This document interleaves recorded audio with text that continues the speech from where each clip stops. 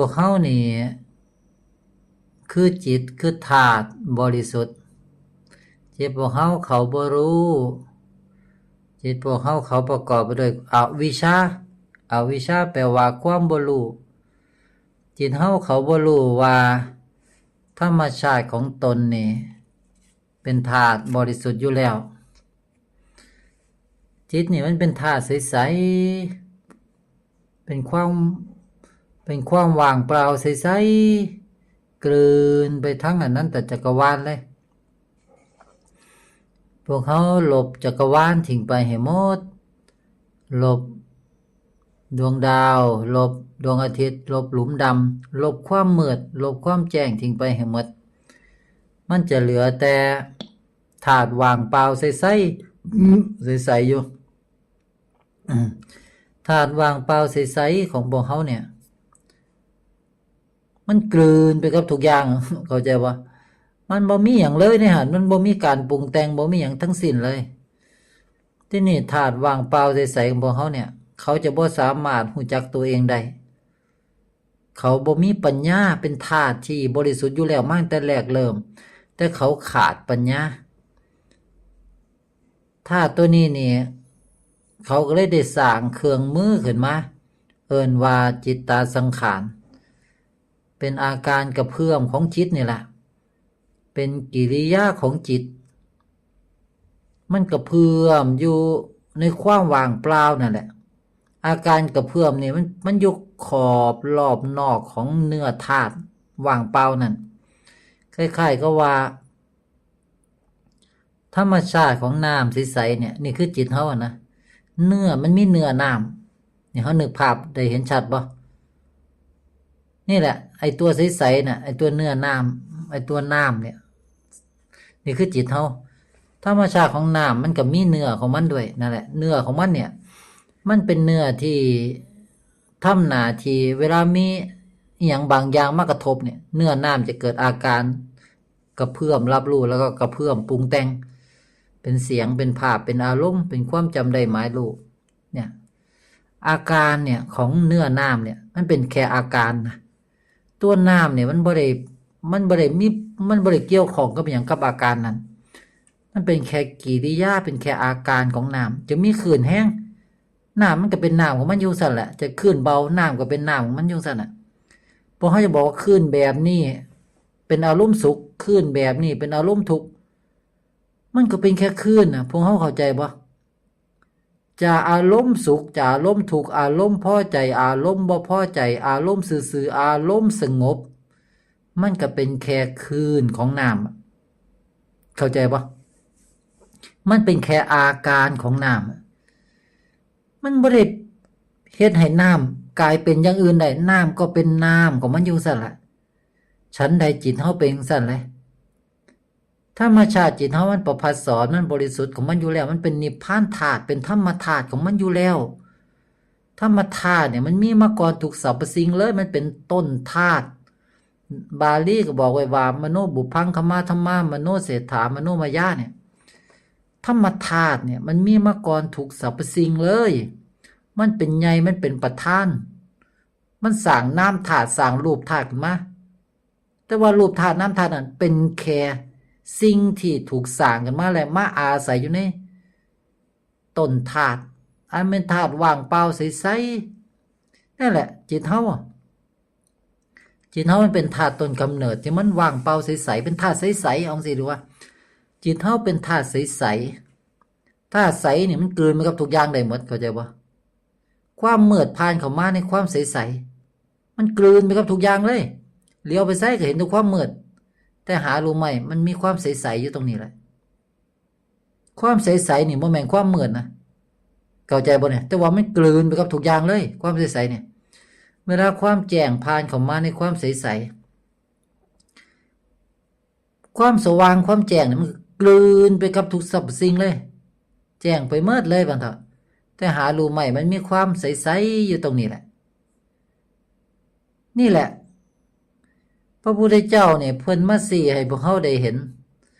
ธรรมธาตุที่พวกเรามีกันอยู่แล้วพระพุทธเจ้าชี้บอกว่าขันธ์ห้าเป็นอนัตตาขันธ์ห้าคือหยัง ก็คือรูปธาตุน้ำธาตุเนี่ยกายเนี่ยใจเนี่ยมันบอกว่ามันเป็นอนัตตามันบ่มีตัวมีตนอยู่จริงมันบ่แม่นเฮาบ่แม่นของเฮาแล้วพวกเฮาคือหยังเอาเนี่ยคันไอ้ร่างกายเนี่ยมันบ่แม่นเฮาเอาลบร่างกายทิ้งไปตามที่พระพุทธเจ้าสอนน้ำธาตุก็คืออารมณ์เอาลบอารมณ์ทิ้งไปให้หมดอารมณ์พอใจอารมณ์บ่พอใจอารมณ์ซื่อๆอารมณ์สงบอารมณ์แบบใดลบทิ้งไปบ่เหลืออารมณ์ละเหลือมโนภาพลบมโนภาพทิ้งไปด้วยเหลือเสียงลบเสียงนี่ลบเสียงนี่ทิ้งไปด้วยคิดบ่ได้แล้วทีนี้เฮาคิดบ่ได้แล้วคิดบ่ได้นึกบ่ได้อารมณ์ก็บ่มีเหลือแต่อาการรู้ซื่อๆอยู่ลบอาการรู้ทิ้งไปพร้อมความจำได้หมายรู้ความเข้าใจทั้งหมดนี่ลบทิ้งไปพร้อมเหลือหยังพวกเขาก็จะบอกว่ามันบ่เหลือหยังเลยเฮ้ยมันเหลือ มันเหลือจิตนั่นแหละเมื่อเขาลบรูปธาตุน้ำธาตุทิ้งไปแล้วมันจะเหลือแต่จิตจิตก็คือธาตุที่มันว่างเปล่าใสๆมันเป็นธาตุใสที่ในความใสๆนั่นมันบ่มีรูปธาตุแล้วก็น้ำธาตุบ่มีอาการใดๆเลยนี่แหละถ้ามาเป็นเรื่องง่ายมากธาตุว่างเปล่าใสๆก็คือจิตพวกเขาเนี่ยมันเป็นธาตุดั้งเดิมที่มันมีมาก่อนทุกสรรพสิ่งอาจารย์เอ่ยว่าต้นธาตุไอ้ต้นธาตุตัวเนี่ยมันสร้างน้ำธาตุกันมาเป็นอย่างถึงต้องสร้างน้ำธาตุเพราะความที่ธาตุบริสุทธิ์นี่เขาประกอบไปด้วยเนื้ออวิชชาขึ้นเนื้อของความบ่รู้คือเขาต้องการองค์ความรู้เขาต้องการรู้อย่างเขาต้องการรู้ว่าเขาเป็นอีหยังกันแน่เขาต้องการรู้ว่าเขาเป็นอีหยังกันแน่เขาจึงต้องสร้างเครื่องมือเพื่อมาเรียนรู้ตัวเขาเองเพราะว่าธรรมธาตุนี่มันบ่มีเครื่องมือมันเป็นธาตุที่ใสแล้วก็บ่มีการปรุงแต่งนะเข้าใจบ่มันจะบ่สามารถเข้าใจตัวมันเองได้คันมันบ่อาศัยเครื่องมือตรงนี้เข้าใจได้ว่าพวกเฮาเมื่อธาตุบริสุทธิ์นี่ต้องการที่จะเรียนรู้ธาตุบริสุทธิ์นี่จึงสร้างน้ำธาตุขึ้นมาเอิ้นว่าเป็นกายละเอียดมันคือจิตตาสังขารนั่นแหละความคิดนึกอารมณ์อาการรับรู้เนี่ยจิตอันเป็นตนธาตุได้สร้างน้ำธาตุนี่ขึ้นมาห่อหุ้มตัวเองไว้เอิ้นว่าได้มาสวมชุดกายละเอียดว่าเถอะพอมาสวมชุดกายละเอียดเราก็อาศัยกายละเอียดนี่เฮาก็อาศัยเสียงนี่ที่นี่เนี่ยขนาดเว้าอยู่เนี่ยเห็นบ่เฮาอาศัยเสียงนี่ตั้งเกิดมานี่พ่อแม่ก็สอนเฮาให้เฮาคิดให้เฮาเว้าให้เฮาปรุงแต่งให้เฮาจำสอนเนี่ยเฮาสอนจนเสียว่าเฮาเป็นมนุษย์ทุกคนบนโลกใบนี้ต่างก็สอนให้เฮาคิดให้เฮาจำให้เฮาดิ้นรนแสวงหาวัตถุธาตุมาอยู่มากินพอสอนให้พวกเฮาเสียว่าพวกเฮาเป็นมนุษย์ทั้งสิ้นเลยแต่บ่เคยมีผู้ใดมาสอนบอกว่าเฮาเป็นจิตมีแต่คนสอนให้เฮาเสียว่าเฮาเป็นมนุษย์จนเฮาเสียไปแล้วว่าเฮาเป็นมนุษย์เรียบร้อยแล้วนะคล้ายๆเฮานอนหลับฝันน่ะในความฝันนี่เขาสอนว่าทุกอย่างเป็นเรื่องจริงหมดเลยน่ะแต่หารู้ไหมมันฝันน่ะเข้าใจบ่พอตื่นได้จากความฝันแค่นั้นล่ะโอ้ยเฮาฝันตัวนี้นึกว่าเป็นเรื่องจริงที่ไหนได้ความฝันเข้าใจบ่จังซั่นแหละพวกเขาคือธาตุชีวิตเป็นธาตุว่างเปล่าใสๆบ่ไปบ่มาบ่เกิดบ่ดับบ่มืดบ่แจ้งบ่มีบุญบาปดีชั่วกุศลอกุศลบ่มีอายุบ่มีชื่อบ่มีนามสกุลเข้าใจว่าจิตเป็นธาตุว่างเปล่าใสๆธาตุใสๆเนี่ยมันบ่มีชื่อมันบ่มีนามสกุลมันบ่แม่นผู้หญิงบ่แม่นผู้ชายเข้าใจบ่พวกเฮาพวกเขาบ่แม่นผู้หญิงบ่แม่นผู้ชายและพวกเขาบ่เคยเกิดขึ้นมาบนโลกใบนี้เพราะว่าจิตมันเป็นอมตะธาตุมันเกิดบ่ได้แล้วมันก็ตายบ่ได้มีแต่โลกแห่งน้ำธาตุนี่ล่ะรูปธาตุนี่ล่ะที่มันให้ค่ากันและกันอยู่น่ะน้ำธาตุให้ค่าว่าจังซี่เอิ้นว่าตายน้ำธาตุให้ค่าว่าอันนี้เอิ้นว่าเกิดเสียงนี่ล่ะไอ้เสียงที่เว้าอยู่นี่ล่ะ นี่ล่ะคือน้ำธาตุเฮาอาศัยเสียงอาศัยมโนภาพที่เฮานึกอาศัยอารมณ์อาศัยอาการรับรู้เนี่ยคือน้ำธาตุอาศัยเสียงนี่ไปบอกว่าเนี่ยผู้นั้นน่ะไอ้คนผู้นั้นเนี่ยมันเป็นคนสัวนี่อาศัยเสียงนี่บอกนะ อ้คนผู้นั้นเป็นคนดีอาศัยเสียงนี่เว้าแต่ว่าสิ่งนั้นมันเป็นแค่รูปมันดีมันสัวบ่ได้คล้ายๆกับว่าต้นไม้ต้นหนึ่งเอาไปบอกว่าต้นไม้ต้นนี้มันสัวต้นไม้ต้นนี้มันดีต้นพืชต้นนี้มันสัวต้นพืชต้นนี้มันดีนกตัวนี้มันสัวนกตัวนี้มันดีหมาตัวนี้มันสัวหมาตัวนี้มันดีเสือตัวนี้มันสัวเสือตัวนี้มันดีปลาตัวนี้มันสัวปลาตัวนี้มันดีเสียงนี่อาศัยเสียงนี่เว้ามาเลยแต่ธรรมชาตินั้นมันบ่ได้เกี่ยวกับดีกับสัวเข้าใจบ่ผู้ใดเข้าใจตรงนี้ได้มันจะล่มความเสียทุกอย่างเขาทิ้งหมดเป็นหยังพระอาจารย์ถึงต้องเว้าแบบนี้เพราะต้องการให้พวกเขารู้ว่ารูปธาตุน้ำธาตุเป็นอนัตตาทั้งสิ้นน่ะเสียงที่เว้าอยู่เนี่ยมันบ่มีตัวตนอยู่จริงนะจิตเฮาเป็นธาตุบริสุทธิ์มันบ่มีบุญบาปดีชั่วกุศลอกุศลตรงนี้เข้าใจบ่ธาตุบริสุทธิ์นี่มันบ่เคยเกิดแล้วผู้ใดเกิดเอาถามแน่ผู้ใดเกิดพวกเขาก็ว่าเนี่ยมีสัตว์เกิดขึ้นมาคนเกิดขึ้นมาไสเกิดพวกเขาก็บอกว่านี่เด้ไสนี่เด้อยู่ไสนี่เด้ อาศัยเสียงนี่มาบอกพระอาจารย์ได้ยินแต่เสียงอย่างเดียวเลยเนี่ยมีแต่เสียงนี่แหละเว้านั้นเว้านี่ให้ค่ากับสิ่งถูกรู้ทุกสิ่งทุกอย่างบนโลกบ่เนี่ยเป็นสิ่งที่ถูกจิตรู้ธรรมชาติของจิตเนี่ยเมื่อมีหยังก็ตามปรากฏมากระทบจิตจะทำหน้าที่รับรู้และที่รู้อยู่นี่มันบ่แม่นเฮารู้นะจิตมันรู้ของมันเองนะตรงนี้ พวกเขาเข้าใจได้บ่ธรรมชาติของจิตนี่เขารับรู้ของเขาอยู่ตลอดนั่นแหละแต่ว่าการรับรู้นั่นมันรู้แบบบ่มีภาษารู้แล้วก็จบรู้แล้วก็แล้วไปคล้ายๆกับว่าเฮาลองเงยหน้าขึ้นไปทางฟ้าแล้วเฮาก็แนมไปจากซ้ายไปขวาสายตาจากขวาไปซ้ายลองแนมเบิ่งทุกสิ่งทุกอย่างเบิ่งเบียงบนโลกไปนี่มันจะมีแต่บางสิ่งบางอย่างปรากฏให้รู้มันบ่มีภาษาบอกว่าสิ่งนั้นคือหยังลองเหลียวจากซ้ายไปขวาเบียงมองจากซ้ายไปขวามองไปเรื่อยมองจากขวาไปซ้ายมองไปเรื่อยเลยซ่าๆกว่าสายตาไปเรื่อยมันจะมีแต่รู้ซื่อๆรู้แบบบ่มีภาษาว่ารู้หยังจะว่าไปแล้วมันมีบางสิ่งบางอย่างปรากฏให้จิตได้รู้จบแล้วบ่มีเฮาเลยบ่มีเฮาเกิดขึ้นมาบนโลกใบนี้ที่รู้อยู่นี่มันรู้มันเองนะสังเกตตรงนี้แต่ว่าขณะที่เฮามองจากซ้ายไปขวากว่าสายตาจากขวาไปซ้ายมองไปซ้ายก็ได้เอาเหลียวเบิ่งหยังก็ได้มันจะรู้โดยธรรมชาติของมันจังซี่ล่ะบ่ต้องไปบอกตาให้เห็นเดี๋ยวนี้บ่ต้องไปบอกตั้งใจรู้ต้องมีสติให้รู้เดี๋ยวนี้บ่ต้องไปฝึกมันรู้ของมันอยู่ตลอดเลยธรรมชาติของจิตเฮาประเด็นก็คือว่าพวกเฮากลับไปสอนกันให้เอาร่างกายไปปฏิบัติเพื่อหยังพวกเฮาเอาร่างกายไปปฏิบัติเนี่ยพวกเฮาฮู้ว่าพวกเฮาเล่นกับรูปธาตุพวกเฮาไปเล่นกับรูปเสียว่ามีร่างกายพระพุทธเจ้าบอกว่าร่างกายนี่มันบ่มีตัวตน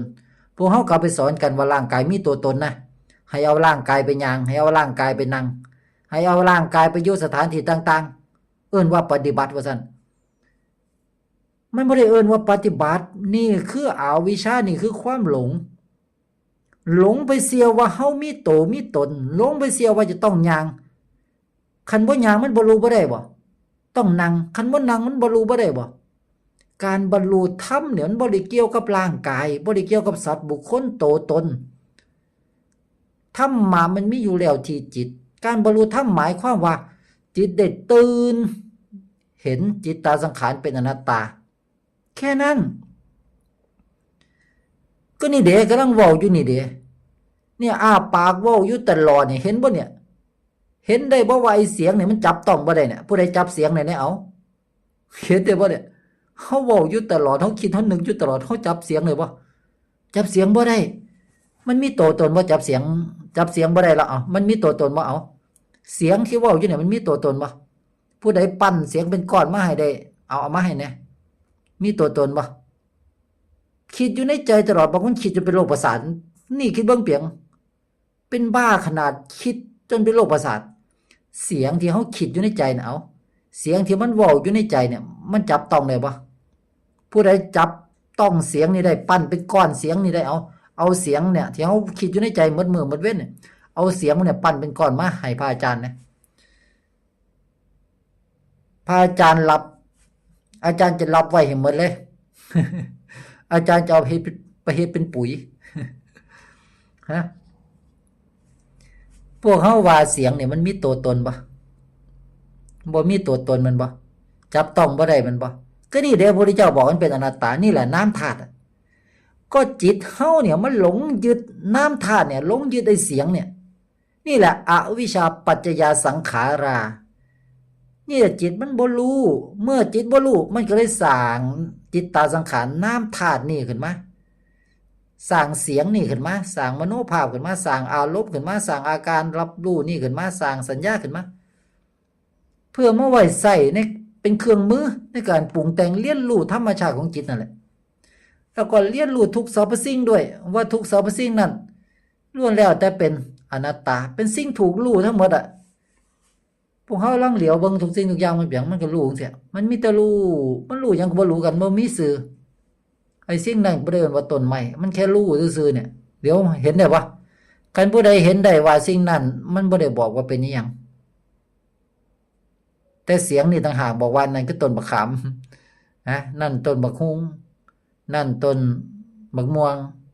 นั่นต้นบักนาวเสียงนี่เว้านะแต่สิ่งนั้นมันบ่ได้เว้าเข้าใจได้บ่เนี่ยเดี๋ยวมาเบิ่งมือเจ้าของเอาเหยียดแขนไปสุดแขนนะแล้วแบมือเอาแบมือเบิ่งหน้ามือหลังมือมันบอกว่าเป็นหน้ามือหลังมือเอาลองพลิกมือเบิ่งไปพลิกไปพลิกมาเบิ่งเปียงมันเว้าบ่ว่าเป็นหน้ามือหลังมือผู้ใดเว้าเสียงนี่ว่าเสียงที่มันเว้าอยู่ในใจนี่มันเว้านี่แหละเฮาถูกน้ำธาตุหรือจิตตาสังขารเนี่ยลากไปกับความหมายของเรื่องราวต่างๆลากไปให้คาว่าอันนี้คือนิ้วก้อยว่าซั่นเอาลองเดี๋ยวเบิ่งมือเจ้าของเบิ่งมันบอกว่าเป็นนิ้วก้อยนะมันบอกว่า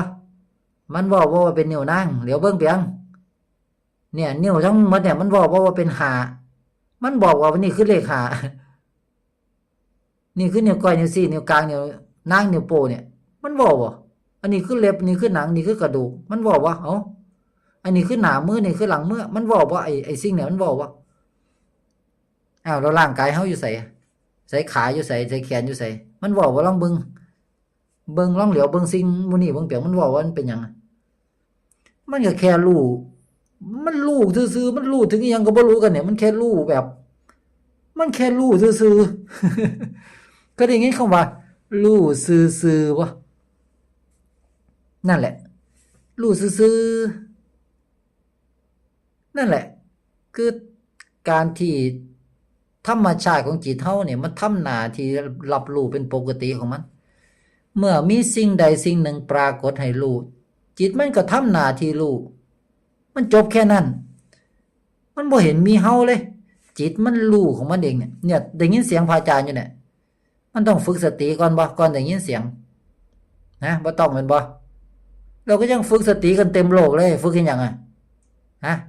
สติคือหยังสติคือการระลึกรู้ว่าหยัง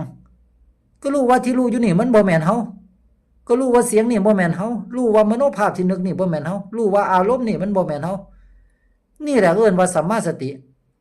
เป็นการพาจิตให้ตื่นรู้อยู่ภายในตื่นรู้ว่าเห็นว่ามันเป็นอนัตตานี่เนี่ยเว้าอยู่เนี่ยมันเป็นอนัตตาบ่แม่นเฮาเนี่ยที่เว้าอยู่น่ะมันบ่แม่นเฮาเว้าและนี่ก็บ่แม่นเสียงด้วยเนี่ยคืออนัตตาเห็นเสียงบ่แม่นเสียงเพราะว่าเสียงมันบ่มีตัวตนเมื่อเสียงบ่มีตัวตนมันจะเป็นเสียงได้ไดจังครูบาอาจารย์บอกว่าขันธ์ห้าร่วมโตกันกลายเป็นเฮาขันธ์ห้าบ่เคยมีตัวตนและขันธ์ห้าบ่เคยร่วมโตกันให้เป็นโตเป็นตนขึ้นมาได้ร่างกายเนี่ยบ่ได้เกิดจากธาตุ4เพราะว่าธาตุ4เป็นอนัตตาธาตุ4บ่สามารถร่วมกันเป็นโตเป็นตนขึ้นมาได้สรุปแล้วเฮาบ่มีตัวตนหรอก มันมีแต่ธาตุว่างเปล่าใสบริสุทธิ์แห่งจิตที่มันบ่ได้เป็นหยังเลยแต่เนื่องด้วยว่าจิตเฮามันยังโง่มันบ่รู้มันบ่รู้ว่าตัวเองเป็นธาตุบริสุทธิ์มันก็เลยได้สร้างนามธาตุขึ้นมาสร้างจิตตสังขารนี่ขึ้นมาเนี่ยไอ้เสียงเนี่ยมโนภาพอารมณ์อาการรับรู้มันสร้างขึ้นมาอาศัยเฮาก็หลงอาศัยมันโดยที่บ่เคยสังเกตเลยว่ามันเว้าอยู่ตลอดนั้นเป็นไผเลิกงานมาแล้วก็ยังคิดเอาตีนกายหน้าผากคิดโอ้ยโอ้ที่บ่มีเลยเองได้จังเงินใส่หนี้เขาได้โอ้ยอยากกินตำบักหุ่งแต่ว่าโอ้ยหิวข้าวแต่ว่าโอ้ยลางานดีกว่าเนาะปวดหลังแต่ว่าปวดหลังมากๆเลยไปหาหมอดีก็น่าเนี่ยหรือว่าบ่ไปดีว่าเปลืองเงินบ่มีอีกโอ้ยเฮงไดดีเฮงไดจังร่ำรวยกับเขาเฮ้ยเฮงไดดีเอาไปหาเก็บขวดขายดีกว่าพวกเนี่ยหลับงานกลางคืนพร้อมดีกว่าเฮ็ดกลางเว้นก็เฮ็ดงานกลางคืนเฮ็ดงานดีกว่าบ่ต้องนอนหัวมันหรอกเดี๋ยวก็ตีนกายหน้าผากเครียดสุดท้ายก็ไปเที่ยวกลางคืนสุดท้ายก็ทุกข์หนักกว่าเก่าอีกสุดท้ายบางคนก็ไปเล่นกรรมมานั่นเกลียดหลายเพราะหยังเพราะเล่นกับความคิดจนเป็นโรคประสาทคิดแต่บ่ฮู้ว่าคิดฮู้บ่ว่าความคิดไอ้เสียงที่มันเว้าอยู่ในใจเนี่ยมันบ่มีปากเนี่ยมันเว้าอยู่ในใจตลอดเนี่ยเคยเห็นเสียงที่มันเว้าในใจบ่เคยสังเกตบ่ไอ้เสียงที่เว้าอยู่ในใจเนี่ยมันบ่มีโตบ่มีตนมันบ่มีผู้ใดเป็นเจ้าของเนี่ยเคยสังเกตบ่นี่แหละสติฝึกมาไปฝึกมันเพื่อหยังมันมีอยู่แล้วพวกเขามีสติกันอยู่แล้วมันบ่มีสติกับผีบ้าแต่แล้ว เข้าใจบ่มันมีสติกันทุกคนอยู่แล้วพวกเขาน่ะแค่สังเกตเบิ่งไอ้เสียงที่มันเว้าอยู่ในใจเนี่ยมันเป็นไผมันมีโตมีตนบ่ถ้ามันบ่มีโตบ่มีตนเราไปยึดมันให้หยังไปเล่นกับมันหยังไปเกาะมันให้หยังไปอาศัยมันให้หยังนี่ล่ะเอิ้นว่าอวิชชาความบ่รู้จิตมันบ่รู้จิตมันก็เลยไปอาศัยไอ้เสียงนี้ที่มันเว้าในใจเนี่ยอาศัยมโนภาพนึกทุกครั้งที่เฮาคิดเฮานึกนะนึกโอ้ยหิวข้าวแต่ว่าโอ้ไปหากินก๋วยเตี๋ยวกันนะเนี่ยมันก็มีภาพพร้อมมีเสียงพร้อมภาพปรากฏเป็นก๋วยเตี๋ยวซ้ำนึง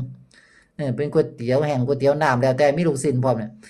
ป้าคิดโอ้ไปหากินก๋วยเตี๋ยวน้ำปากซอยดีกว่านะกินก๋วยเตี๋ยวฮ้อนๆสักถ้วยใหญ่ๆดีกว่ามั้งนี่หิวข้าวแต่ว่าเนี่ยขณะที่เฮาคิดอยู่จังซี่มันนึกอยากกินมันน้ำลายแตกขึ้นมามีอารมณ์พอใจกับการจะได้ไปกินพอเฮาเลิกคิดขึ้นมาแล้วโอ๊ยบ่ไปหัวมันดอกขี้คร้านไปปวดหลังบ่ไปดอกบ่กินสร้างหัวมันอารมณ์เสียพอมันคิดแล้วบ่เป็นดังที่มันคิดมันเกิดอารมณ์บ่ดีพอมันเป็นตามที่มันคิดมันนึกมันจะเกิดอารมณ์ดี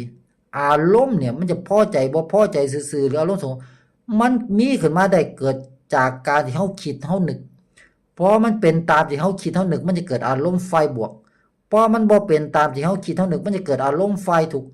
มันจะเกิดอารมณ์แบบใดก็ตามเนาะมันจะคิดแบบใดก็ตามมันจะนึกแบบใดก็ตามทั้งหมดนี่เป็นอาการกระเพื่อมของจิตเป็นจิตตสังขารเห็นความจริงนี่เด้อบ่แค่เฮาสังเกตว่าเฮ้ยตอนนี้มันอารมณ์บ่ดีเว้ยสร้างหัวมันแล้วพอมันบ่แม่นเฮามันเป็นธรรมชาติที่มันกระเพื่อมเองอ่ะนึกอยากกินก๋วยเตี๋ยวเสียมันดึกแล้วนะ3 ทุ่มแล้วนะนึกอยากกินก๋วยเตี๋ยวนะกินหมดมื้อบ่พอมันอยากกินอีก ร่างกายเนี่ยมันบ่เคยอยากกินหรอกแต่พวกเขาต่างหากคิดอยู่ตลอดคิดแล้วมันเครียดแล้วก็คิดอยากกินนั่นกินนี่เพื่อจะได้ระบายเพื่อจะได้ลืมความคิดนี่ทั้งที่ความคิดมันบ่มีตัวตนนะ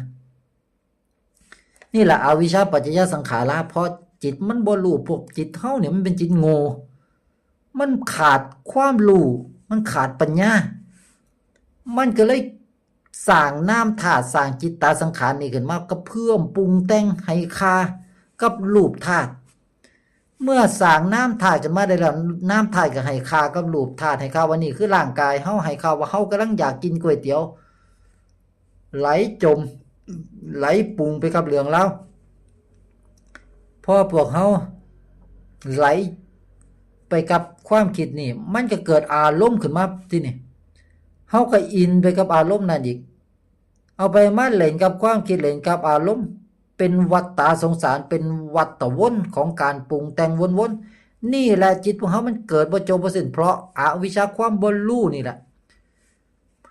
พอเฮาไหลไปกับความคิดนี่คือจิตเกิดไหลไปกับมโนภาพนี่คือจิตเกิดไหล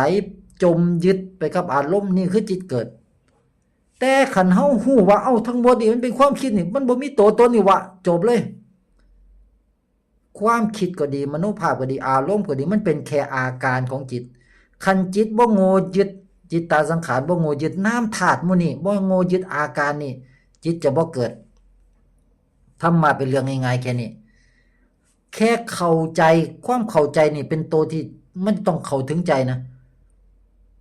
เมื่อความรู้นี่มันเข้าถึงใจได้เนี่ยโดยการฟังธรรมะมากๆฟังมากๆฟังแล้วฟังแล้วมันจะเข้าใจมันจะเบาโล่งเบาไปเรื่อยๆนะธรรมะของครูบาอาจารย์องค์ใดก็แล้วแต่คันเมื่อไปฟังแล้วเบาบ่โล่งยังติดยังขัดนั่นบ่แม่นตัวธรรมแท้จำไว้นะอย่าไปเสียเวลาพวกเฮาอย่าเสียเวลาเด็ดขาดวันคืนล่วงไปซุมื้อพวกเขาต้องรีบเฮ็ดมรรคผลนิพพานให้มันแจ้งให้เร็วที่สุดเพราะธรรมะเป็นเรื่องง่ายๆเป็นเรื่องแค่พวกเขาเข้าใจให้ได้ว่าพวกเขาคือจิตเป็นธาตุว่างเปล่าใสๆจิตพวกเขามันขาดปัญญามันบ่ฮู้ว่าตัวมันเป็นธาตุบริสุทธิ์มันก็เลยสร้างจิตตสังขาร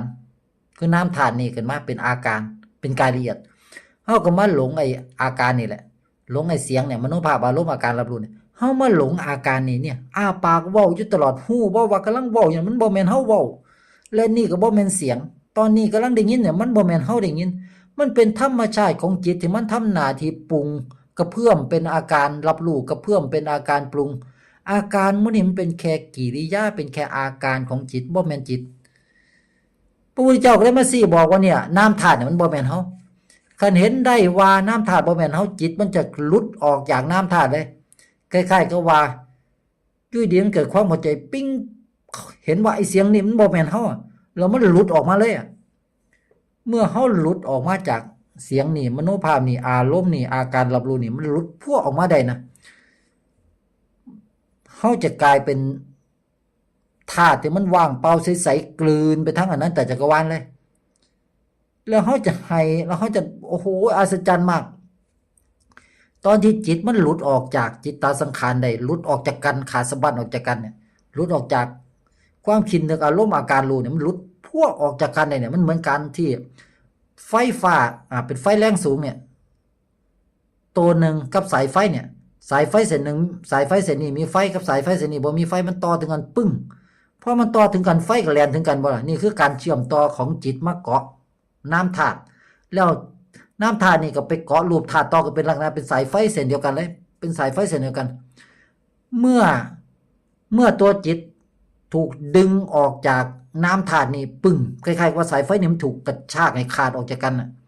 ตอนที่สายไฟมันค่อยๆขาดออกจากกันเนี่ยมันจะเกิดแรงอาร์คแรงสปาร์คพวกนึกภาพออกว่าไฟแรงสูงเนี่ยคันดึงเบรกคันเอาเบรกเกอร์ออกจากกันได้เอาสายไฟ2เส้นนี่หลุดออกจากกันน่ะขณะที่มันออกจากกันเนี่ยมันจะเกิดอาการสปาร์คการอาร์คอย่างรุนแรงเลยเกิดฟ้าแบบฟ้าขนองปึ้ง เกิดเป็นไฟฟ้านะไฟฟ้ามันแลบนะมันสปาร์คนะปึ้งสว่างจ้าเลยนี่คือลักษณะที่จิตเฮามันหลุดออกจากน้ำธาตุมันจะเกิดการอาร์คอย่างรุนแรงเลยแล้วมันจะสว่างไปในจิตเฮามันจะสว่างจ้าขึ้นมาเลยแล้วเขาจะฮู้เองว่าเขาหลุดออกจากความเป็นคนแล้วมันจะน้ำตาไหลมันจะเห็นชัดมากว่ามันบ่มีเฮาเลยเฮาบ่เคยเกิดขึ้นมาบนโลกใบนี้เฮาบ่เคยเป็นมนุษย์เฮาบ่เคยเป็นสัตว์เฮาบ่เคยเป็นอีหยังทั้งสิ้นเฮาบ่เคยมีพ่อแม่ญาติพี่น้องอีหยังทั้งสิ้นเลยเฮาบ่เคยเป็นคนเข้าใจว่าเฮาบ่เคยเป็นคนความรู้ที่เฮาเคยเข้าใจว่าเฮาเป็นคนมันหายไปหมดในขณะจิตนั้นเมื่อจิตมันฮู้แจ้งขึ้นมาว่าเอ้าเฮ้ยมันเป็นเรื่องซี่นี่ว่านี่คือความจริงมาฮู้ความจริงว่าความจริงก็คือว่าเฮาคือธาตุบริสุทธิ์ที่มันบ่ได้เป็นหยังนี่ว่าแล้วเฮามาลงหยังกันเนี่ยไหงากในขณะจิตนั้นมันจะไหมันจะหลุดออกการที่จิตหลุดออกจากน้ำธาตุได้นั้นเป็นอย่างที่ยิ่งใหญ่มากนี่คือจิตบ่เกิดนะหลังจากนั้นเนี่ยพอมันหลุดออกได้เนี่ยอัศจรรย์มากน้ำตาไหลไหงากๆมันจะเกิดความรู้แจ้งโอ้โหไอ้ธาตุบริสุทธิ์นี่เอิ้นว่านิพพานธาตุก็ได้เอิ้นว่าธรรมธาตุก็ได้ธาตุนี่มันบ่ได้เป็นหยังเลยพวกเฮาคือธรรมชาติอย่างหนึ่งที่มันบ่มีหยังเลยในธาตุนี่ว่างเปล่าใสบริสุทธิ์มากแล้วมันคือทั้งหมดเลย มันคือเนื้อของธาตุใสบริสุทธิ์เนื้อของธาตุใสบริสุทธิ์นี่มันคือทั้งหมดเลย